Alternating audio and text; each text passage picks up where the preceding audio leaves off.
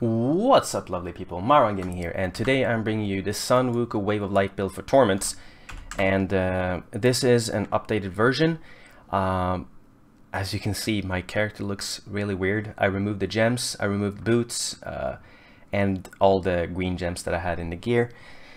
I just want to show you the build with really low DPS. Like early season, you can have my DPS as I have right now, and the build will be playable.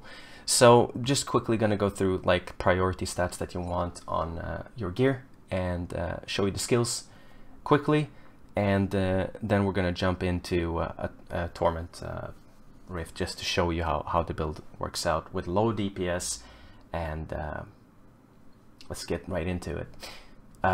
In-geom, you want something like this, I would say, guys. Sorry, you want something like this, or you want something with dexterity, attack speed, and cooldown. Cooldown being the priority stats. Your skill cooldowns are reduced by 10 seconds for 15 seconds after killing an elite pack. That doesn't have to be 10 seconds. It can be 8, 9.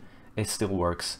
Your Vengeful Wind, you want 7 out of 7 stacks and not 6 out of 7 stacks. Remember, this is really important that you get 7 here, because it's 1,000 multiplicative damage we're talking about. The 6 set gives you 1000% per stack. So if you lose a stack from the weapon, for example, because the weapon can't have that, then you're gonna deal less damage. Priority stats, don't look at this one, look at this one. Mimic this one, or as I said, dexterity, attack speed, and cooldown. So that's the priority stats on the weapons. Otherwise, if something like this comes up, it's a good one for the moment. Boots, sorry guys, I don't have anything that I would like to use here. I'm not using Mystic Ally with this build. I'm using Breath of Heaven that gives me movement speed. You don't need to use Mystic Ally. You're not going to have spirit problems. You're not going to have survivability issues. It's a very good build. So I actually have to find a solution for this. I don't know right now, but use whatever you have, guys, just for the stats. So the pants and the whole Sun Wukong set. The pants and the chest, make sure it has dexterity, vitality on it. That's it. And for the secondary stats, the most important ones are pickup radius. For your shoulders and for your gloves here, the shoulders are actually really important that you get cooldown on.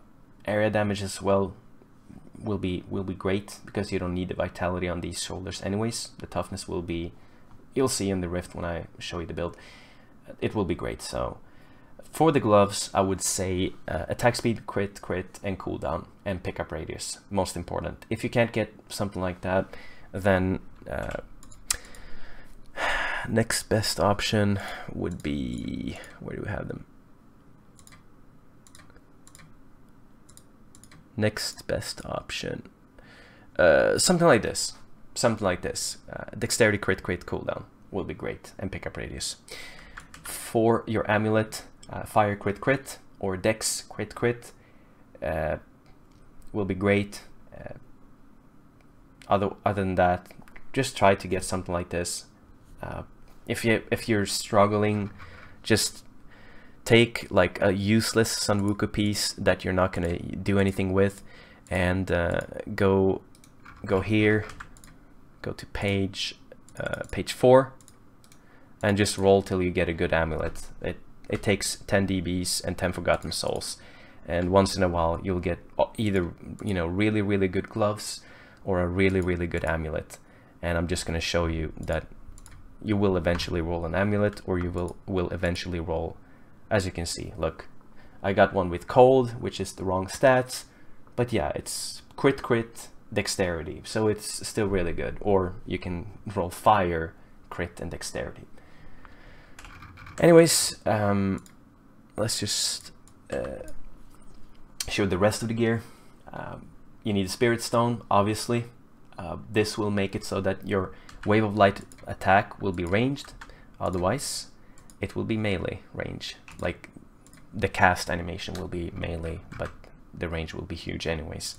But this also gives it bonus multiplicative damage to Wave of Light, and on top of it, on top of that, you want the cooldown gem inside. Otherwise, the build will be a bit slower, of course. So cooldown gem for the torments, for great rifts, you want resource cost reduction. Nemesis Braces, guys, or Pinto's Pride. Really important that you use one of those. Doesn't matter which one, use the one that you have that is the best one. And you want fire dexterity, quick chance, and pickup radius again.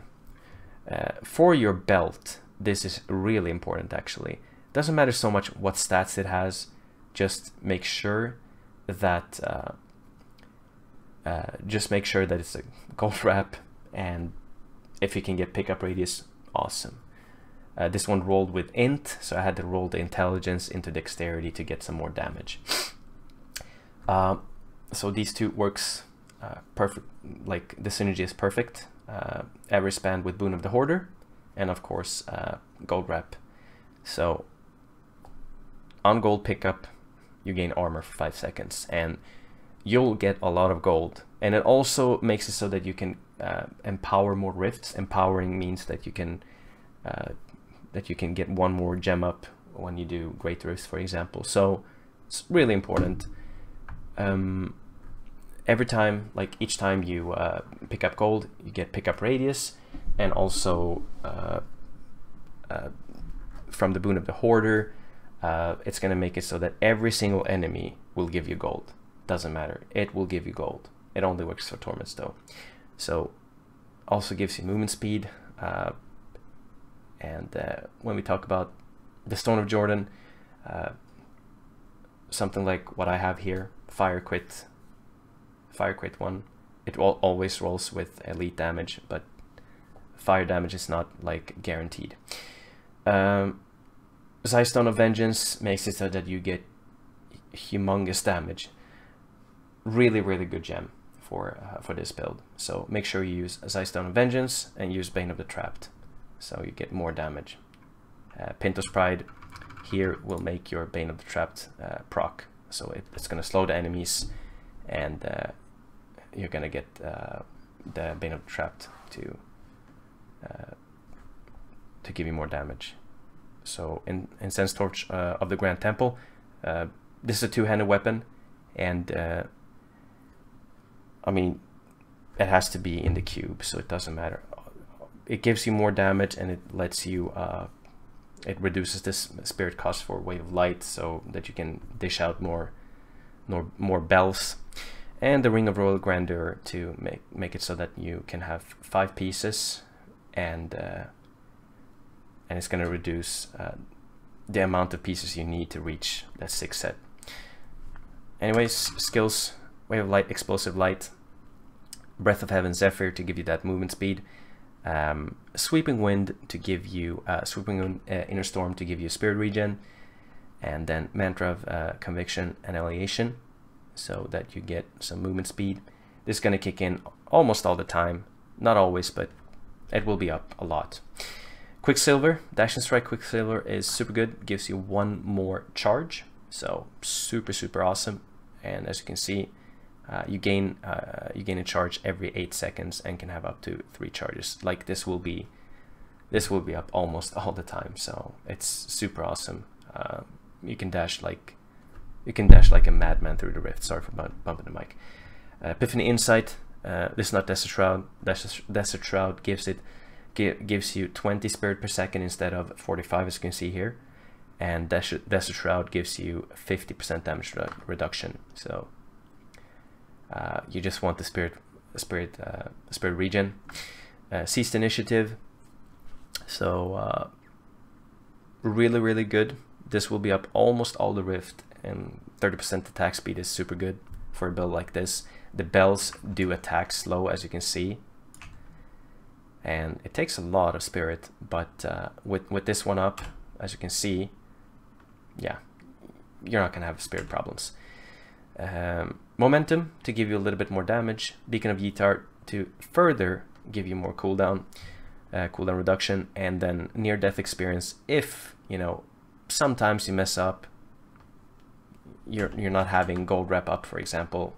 You're not having the gold rep bonus up. That's gonna help. Torment, and I'm gonna show you the build with really low damage. Momentum kicked in, so it's gonna show a little bit more, but yeah, as you can see, that's the damage without any buffs. So let's get into a rift and show you how ridiculously strong this build is and how fast it is. The reason why this build is the fastest is because, for example, if you compare it to Unhallowed Essence Multi-Shot Demon Hunter, Multi-Shot Demon Hunter cannot jump over stuff. You have to walk around. This build doesn't have to do that. And you can see like how quickly I can move around the map. So also I don't have to like I don't have to worry. I'll kill everything on the map very quickly. As you can see, it's quite ridiculous, guys.